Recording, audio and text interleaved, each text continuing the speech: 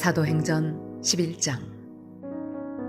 유대에 있는 사도들과 형제들이 이방인들도 하나님의 말씀을 받았다 함을 들었더니 베드로가 예루살렘에 올라갔을 때에 할례자들이 비난하여 이르되 네가 무할례자의 집에 들어가 함께 먹었다 하니 베드로가 그들에게 이 일을 차례로 설명하여 이르되 내가 욥바시에서 기도할 때에 황홀한 중에 환상을 보니 큰 보자기 같은 그릇이 내 귀에 매어 하늘로부터 내리어 내 앞에까지 드리워지거늘 이것을 주목하여 보니 땅에 4발 가진 것과 들짐승과 기는 것과 공중에 나는 것들이 보이더라. 또 들으니 소리 있어 내게 이르되 베드로야 일어나 잡아먹으라 하거늘 내가 이르되 주님 그럴 수 없나이다. 속되거나 깨끗하지 아니한 것은 결코 내 입에 들어간 일이 없나이다 하니 또 하늘로부터 2번째 소리 있어 내게 이르되 하나님이 깨끗하게 하신 것을 내가 속되다고 하지 말라 하더라. 이런 일이 3번 있은 후에 모든 것이 다시 하늘로 끌려 올라가더라. 마침 3사람이 내가 유숙한 집 앞에 서 있으니 가이사랴에서 내게로 보낸 사람이라.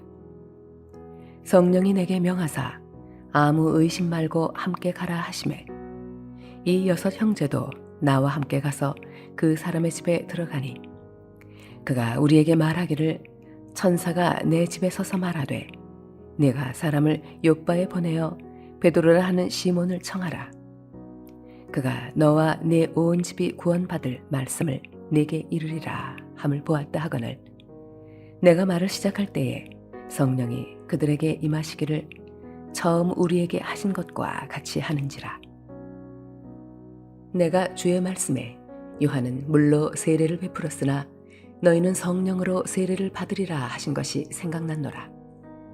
그런즉 하나님이 우리가 주 예수 그리스도를 믿을 때에 주신 것과 같은 선물을 그들에게도 주셨으니 내가 누구이기에 하나님을 능히 맡겠느냐 하더라.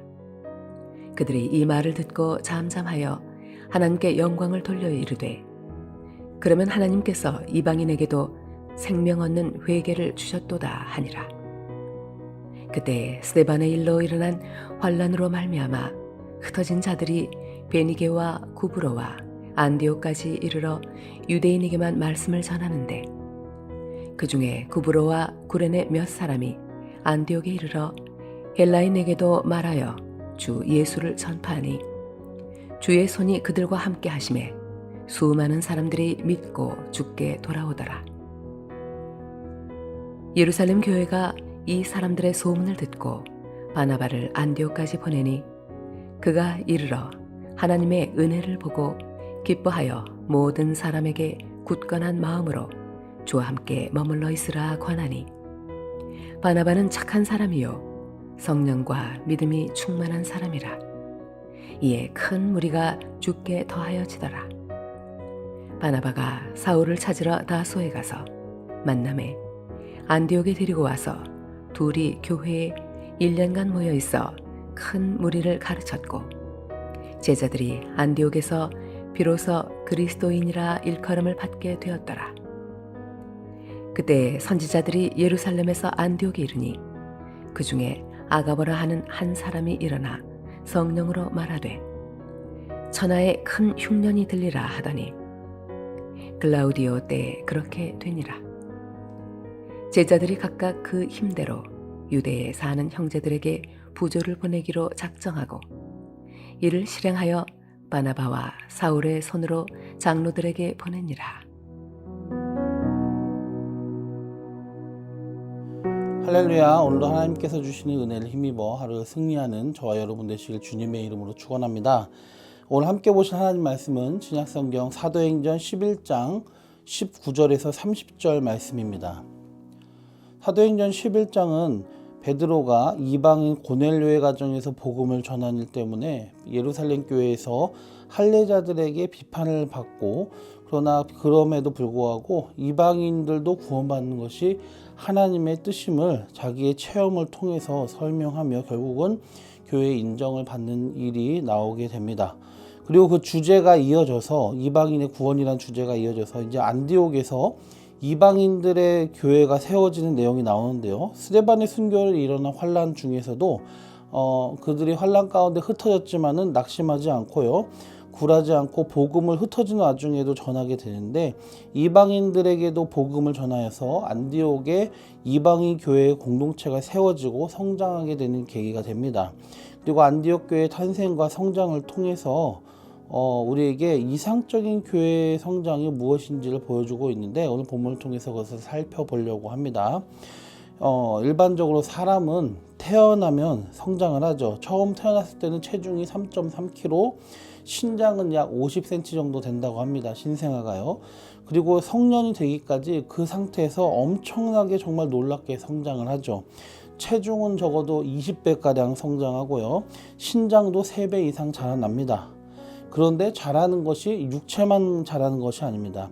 여러 지식과 지혜를 쌓고 경험을 쌓고 사고력과 사회성과 정서적인 면도, 그래서 정신적 정서적인 면도 함께 자라서 육체와 함께 자라서 완전한 성인이 되는 거죠. 육체와 정신의 성장 중에 어느 하나라도 정체가 되면은 그것은 치명적인 장애가 될 것입니다. 그래서 온전한 성인이 되려면 육체와 정신의 성장이 골고루 이루어야 되는 것이죠. 이러한 원리는 사람의 성숙만이 아니라 교회의 성장과 성숙에 있어서도 마찬가지입니다. 교회가 온전히 장성하려면 외적으로 양적으로 부흥해야 할 뿐만 아니라 내적으로 질적으로도 성장해야 됩니다. 오늘 안디옥 교회에서 우리는 그런 모습을 발견할 수 있습니다. 첫째로 내적 질적 성장의 모습입니다. 흩어진 자들의 전도로 많은 이방인들이 주님께 돌아와서 공동체를 이루었다는 안디옥 교회의 소문이 들리자 예루살렘 교회가 한 일은 바나바라는 지도자를 보냅니다. 왜냐하면 그냥 가만히 놔두고 알아서 중구난방으로 하지 않도록 잘 책임질 사람을 보낸 것인데요. 23절에 보면 이 바나바는 안디옥 교회의 책임자로서 파송받아서 안디옥 교회의 외적인 성장에만 주목하고 거기에 만족하지 않고 그들을 내적으로 결실하게 하기 위해서 그들에게 권면하는데 뭐라고 권면합니까? 주께 붙어 있으라 라고 권고를 하고 있습니다. 본문 23절에 나오는 붙어 있다라는 말은요, 신약성경 원문에 보면 프로스메노라고 하는데요, 여기서 프로스는 뭐뭐를 향하여, 뭐뭐 가까이에 라는 의미고, 메노는 거주하다, 머물다 라는 뜻입니다.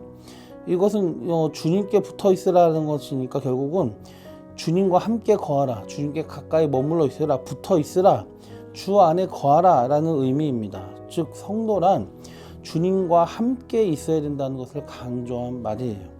이제 막 부흥돼가지고 양쪽으로 성장해가지고 모이고 있는 그들에게 계속 모이자, 계속 늘어나자만 한 게 아니라 그들이 진짜 추구해야 될 것을 얘기한 것입니다. 그들이 모여서 뭘 할 건데, 교회의 공동체를 이루어서 뭘 할 건데, 주님께 붙어 있기 위해서.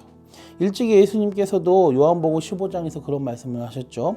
나는 포도나무여 너희는 가지라. 그가 내 안에 내가 그 안에 거하면 사람이 열매를 많이 맺나니 나를 떠나서는 너희가 아무것도 할 수 없습니다. 주님께서는 포도나무, 그리고 우리는 가지라 하셨습니다. 그리고 가지가 줄기에 붙어 있듯이 우리가 포도나무 대신 주님께 붙어 있어야, 주님께 공급을 받아서 우리가 열매를 맺을 수 있는 것이지, 주님과 떨어져 있으면 우리가 아무것도 할 수 없다는 것입니다. 이 안디옥 교회가 바로 그랬죠. 그래서 이 안디옥 교회 성도들, 모이고 있는 성도들에게 이제는 주님께 붙어 있어야 된다라고 바나바가 권면을 한 것입니다. 그리고 교회를 그렇게 이끌어 나갔습니다. 그래서 그것을 위해서 사도 사울, 아직 이름이 바뀌지 않은 사울과 함께 성도들을 말씀으로 열심히 양육을 합니다. 그래서 교회와 성도가 주님께 온전히 붙어 있게 되었고, 오죽하면 외부인들에게도 저 사람들은 그리스도인이다 라는 그렇게 인정받을 정도로 질적으로 성숙하게 된 것입니다. 우리 물레동 교회 공동체와 우리 성도님들도 주님께 꼭 붙어있고 주님으로부터 공급받고, 또 이 초대교회 안디옥 교회가 그랬던 것처럼 말씀으로 왕성하게 양육이 되어서 내적으로 질적으로 성숙해서 열매 맺는 교회와 성도들이 되기를 축원합니다. 두 번째로 볼 수 있는 모습은 외적이며 양적인 성장의 모습입니다. 이 앞에서 살펴본 것처럼 안디옥 교회는 흩어진 자들의 전도로 성도가 모여서 이루어졌고, 바나바가 파송을 받아서 책임자가 되어서 그의 뚜렷한 목회관을 통해서 그들을 권면하고 양육해서 특별히 사울을 데리고 와서 말씀을 가르쳤다고 했습니다. 그리고 그 결과 큰 무리가 주님께 더해지고 교회 밖의 사람들에게는 그리스도인이라 불리게 되었다라고 했습니다. 이처럼 안디옥 교회는 내적인 성장을 이루었는데 그 내적 성장이 머문 것이 아니라 그 내적이며 질적인 성장을 기초로 해서 결과적으로 큰 무리가 더해졌다. 이게 중요합니다. 24절 말씀에도 26절 말씀에도 큰 무리가 모였다고 강조되고 있습니다. 이렇게 성도와 교회가 주님께 붙어 있고 공급을 받고 말씀으로 양육되어 내적으로 질적 성숙을 이루는 데서 그친 것이 아니라 이제 그 교회 자체가 믿는 자들이 더해져서 성장을 하게 되는 거죠. 큰 무리가 모인다. 그리고 더 나아가서 어떻게 됩니까? 그 교회는 눈을 자기들 모이는 데만 두는 것이 아니라 눈을 들어서 세상을 향하게 됩니다. 지역사회를 위해서 섬기고요. 선교를 위해 힘쓰게 되는 것이죠. 오늘 본문 29절에서 30절 말씀에 보면 안디옥 교회가 흉년이 들어서 힘들어하는 유대에 사는 형제들을 돕기 위한 마음을 품고요. 그래서 헌금을 모으고 그것을 전달해 줄 일꾼으로서 바나바와 사울을 세우게 되는 거죠. 예. 이렇게 내적으로 성숙해지고 그 다음에 외적으로 큰 무리가 모여서 규모를 이루는 다음에 자기들끼리 잘 모이고 끝나는 것이 아니라 이제는 눈을 돌려서 바깥을 바라보는 거예요. 그래서 힘들어하는 자들을 돕기 위해서 헌금을 모아고 그들을 파송해서 돕게 하고 그리고 또 어떻게 됩니까? 사회, 지역사회와 또 다른 교회를 어려워 힘들어하는 데를 재정적으로 도와주는 걸로 끝나는 게 아니라 13장에 보면은 이 안디옥 교회는 선교로 또 눈을 돌립니다. 바나바와 사울을 선교사로 파송해. 그래서 이것을 통하여서 바울의 1차, 2차, 3차 전도가 시작이 되는 것이죠. 교회와 성도가 내적으로 질적으로 성숙하니까 믿는 자들이 더해지고요. 더 나아가 그 눈과 마음을 교회 안에만 두는 것이 아니라 밖으로 돌려서 지역사회를 섬기고 또한 더 나아가서 선교의 사명을 감당하게 되기까지 한 것입니다. 말씀을 정리합니다. 우리 오늘 본문 사도행전 11장의 안디옥 교회를 통해서 이상적인 교회 성장의 모습을 우리 살펴보았습니다. 주님께 붙어있고 말씀으로 양육되어서 그 내실을 다져서 믿는 자들이 더해지고요. 그리고 외적인 양적 성장을 바탕으로 해서 밖으로 눈을 돌려서 섬김과 그리고 선교의 사명까지 감당하게 된 것입니다. 이제 우리 물레동 교회도 부흥을 꿈꾼다면은 안디옥 교회처럼 온 성도와 온 교회 공동체가 포도나무처럼 먼저 주님께 꼭 붙어 있어서 주님의 말씀으로 양육이 되어서 교회다운 교회, 성도다운 성도 그렇게 내적으로 질적으로 성숙해지기를 먼저 힘써야 됩니다. 그리고 그걸 바탕으로 하나님의 인도하심에 따라 믿는 자들이 더해지는 양적 부흥을 경험하고 더 나아가서 지역사회를 섬기고 봉사하고 그리고 세계를 선교하려는 그 하나님 나라의 관점을 가지고 세계 선교의 사명을 가져야 됩니다. 그것을 위해서 더욱더 힘있게 감당하게 되는 그런 건강한 교회, 성장하는 교회 되기를 주님의 이름으로 축원합니다. 그리고 소원합니다. 기도드리겠습니다. 좋으신 주님, 교회다운 교회 그리고 성장하는 교회 어떤 교회가 이상적인 교회 성장의 모습을 보여주는가 우리 초대교회 특별히 안디옥 교회를 보고 배웁니다. 주님께 온전히 붙어있고 주님으로부터 공급받고 하나님의 말씀으로 양육되어서 교회와 성도들이 내적으로 질적으로 성장할 수 있게 하여 주시옵소서. 성숙할 수 있게 하여 주시옵소서. 정말로 포도나무에 잘 붙어서 공복을 받은 가지처럼 많은 열매를 맺게 하여 주시옵소서. 그리고 우리의 성품과 우리 각자의 성장만이 아니라 이것은 그것 또한 전도의 열매로 맺혀지게 돼서 안디옥 교회가 큰 무리가 더해진 것처럼 성숙해진 교회에 더 많은 사람들이 들어올 수 있는 그런 계기가 될 수 있도록 우리 교회가 그렇게 성장하게 도와주시옵소서.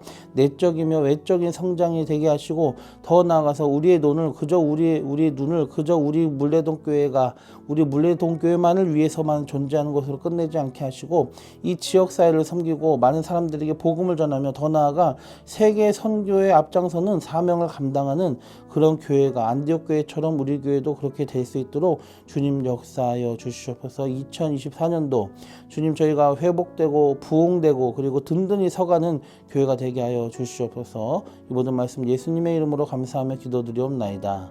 아멘.